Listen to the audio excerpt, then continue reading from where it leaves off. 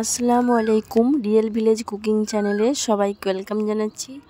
আজকে আবার একটা নতুন পর্ব নিয়ে হাজির হলাম। মাত্র একটা আলু দিয়ে কিভাবে পাঁপড় বানানো যায় সেটা আজকে আমি আপনাদের দেখাবো। আর প্রতিটা পাঁপড় ফুলে উঠবে, এক নতুনভাবে সহজ পদ্ধতি বানিয়ে দেখাবো। তাহলে চলুন শুরু করা যাক। এখানে আমি সেদ্ধ আলু নিয়ে নিয়েছি। একটা আলু এইভাবে আমি গ্রেট করে নিচ্ছি। আপনারা এখানে কাঁটা চামচ দিয়েও করতে পারেন। এর মধ্যে এটা এইভাবে করবেন, দেখবেন সহজেই এটা হয়ে যাবে। এবার এইভাবে গ্রেট করার পর আমি এটাকে এক সাইডে রেখে দেবো। আমি কিন্তু একটা বড় সাইজের আলু নিয়েছি। এবার দিয়ে দিচ্ছি চালের আটা। একটা ছোট্ট বাটি মাপ করে এক বাটি পরিমাণে দিয়ে দিলাম চালের আটা। আলু এবং চালের আটা খুব ভালোভাবে মিশিয়ে নেব। এখানে লবণ দিয়ে দেবো 1 চামচ পরিমাণ। লবণ দিয়ে খুব ভালোভাবে মিশিয়ে নিতে হবে, হাত দিয়ে খুব ভালোভাবে মিশিয়ে নিতে হবে এবং অল্প অল্প করে জল দেব। একটা ব্যাটার তৈরি করে নেব। খুব বেশি শক্ত না, খুব বেশি নরম না, মিডিয়াম একটা ব্যাটার তৈরি করে নিতে হবে।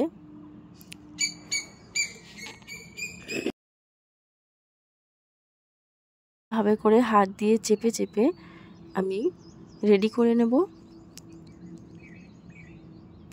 আমি একবারে কিন্তু জলটা দিচ্ছি না, অল্প অল্প করে দিচ্ছি, কারণ বেশি পরিমাণে জল একবারে যদি দিয়ে দিই সেক্ষেত্রে নরম হয়ে যেতে পারে বেশি। এই দেখুন ঠিক এইরকম হবে। এবার একটা পাত্রের মধ্যে এরকম একটা ছাঁকনি নিয়ে নিয়েছি। এই ছাঁকনিতে দেব আর ভালো করে আমি এইভাবে করে চাপ দিয়ে দিয়ে পেস্টটা বার করে নেব। কারণ এতে করে কি হয়, এতে করে এর মধ্যে যে দানা ভাবটা থাকে, শক্ত গিলটি ভাব, সেটা আসবে না। আর আমি যখন বানাবো এটা কোনো বানাতে অসুবিধাও হবে না। আপনি প্লাস্টিকের মধ্যে বানাতেও পারেন বা অন্য কোনো বোতলের মধ্যে বানাবেন, সেক্ষেত্রে এটা আটকে যাবে। তাই এইভাবে চেলে নিলে কোনো অসুবিধা হয় না। এইভাবে ঘষে ঘষে আমি পেস্ট বার করে নেব। বেশি টাইম লাগে না, অল্প সময়ের মধ্যে এটা হয়ে যায়। এই দেখুন খুব ভালোভাবে বেরিয়ে আসছে। এই পেস্ট ঠিক এইরকম হবে, আপনারা দেখেই বুঝতে পারছেন পরিমাণটা কীরকম। যেমন সেই নরম আটা মাখা হয় ঠিক সেই রকম। আমি সব কটা ঠিক একইভাবে সবগুলো আমি এইভাবে পেস্ট বানিয়ে নিচ্ছি।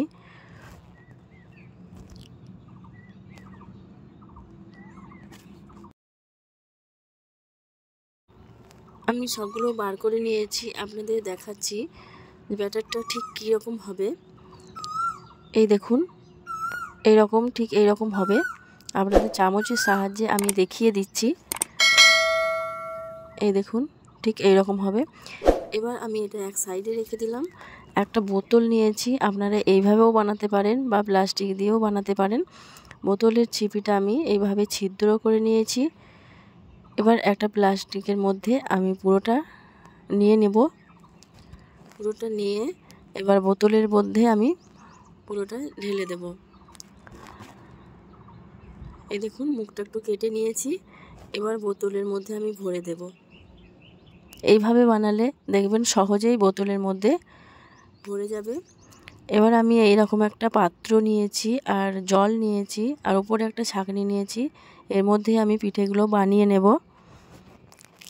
ঠিক যেমন কলপিঠা দেখেছেন আপনারা, সে কলপিঠার মতো হবে। একটা এইভাবে বানিয়ে ঢাকা দিয়ে রেখে দেব 1 মিনিটের জন্য। এগুলো বানাতে বেশি টাইম লাগে না, অল্প টাইমের মধ্যে হয়ে যায়।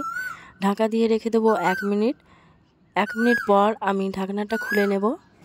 1 মিনিট হয়ে গেছে, আমি ঢাকনাটা এবার খুলে নিচ্ছি। এই দেখুন পিঠাগুলো খুব ভালোভাবে হয়ে গেছে ভাপের মধ্যে। এবার এটাকে আমি তুলে নেব। তুলে এক সাইডে করে দিচ্ছি। আবার ঠিক একইভাবে আবারও আমি বানিয়ে নিচ্ছি।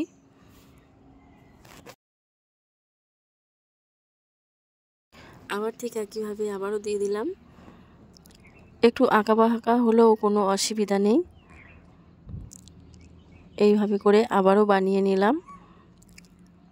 আবারও ঢাকা দিয়ে রেখে দেব 1 মিনিটের মতো।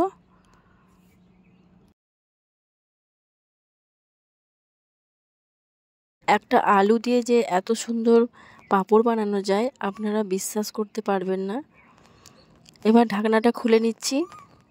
এই দেখুন, এটাও ভালোভাবে সেদ্ধ হয়ে গেছে। এটাকেও তুলে নিচ্ছি। ঠিক একইভাবে আমি বাকি সব কটা বানিয়ে নেব।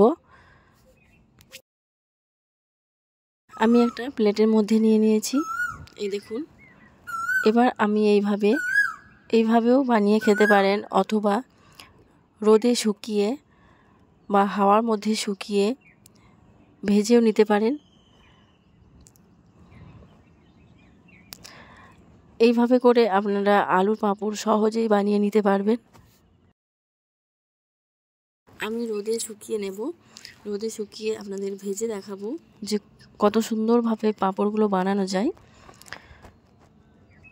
এই দেখুন, আমি এখানে রোদে শুকিয়ে নিয়েছি। আপনাদের তুলে দেখাচ্ছি কীরকম হয়েছে। দেখুন, এই দেখুন, তেলে দেওয়ার সঙ্গে সঙ্গেই ফুলে উঠবে। ধরুন, তাহলে আপনাদের তেলে ভেজে দেখাচ্ছি। আমি এখানে ভেজিটেবল অয়েল নিয়ে নিয়েছি। তেলটা যখন খুব ভালোভাবে গরম হয়ে যাবে একটা দিয়ে দিতে হবে, আর দেখবেন সহজেই উপর থেকে খুব ভালোভাবে ফুলে উঠবে এবং খুবই মুচমুচে হয় এই পাঁপড়গুলো। এই দেখুন, আবারও একটা দেখাচ্ছি। এই দেখুন, খুব সুন্দরভাবে পাঁপড়গুলো তৈরি হয়ে যাচ্ছে। তাহলে দেখলেন তো, ঘরে থাকা সামান্য উপকরণ দিয়ে কীভাবে পাঁপড় বানিয়ে ফেলতে পারবেন আর সবার মন জয় করে ফেলতে পারবেন।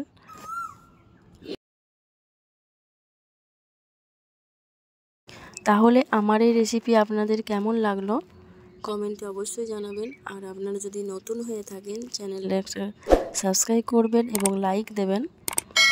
এই দেখুন, পাঁপড়গুলো কত সুন্দর হয়েছে। আমি আপনাদের ভেঙেও দেখাবো যে কতটা মুচমুচে এবং ক্রিস্পি হয়েছে। এই দেখুন, আপনারা এইভাবে বাড়িতে সহজেই বানিয়ে নিতে পারবেন। দেখুন কতটা মুচমুচে, দেখেই বুঝতে পারছেন। তাহলে দেরি না করে আজকের এই রেসিপি এখানেই শেষ করছি।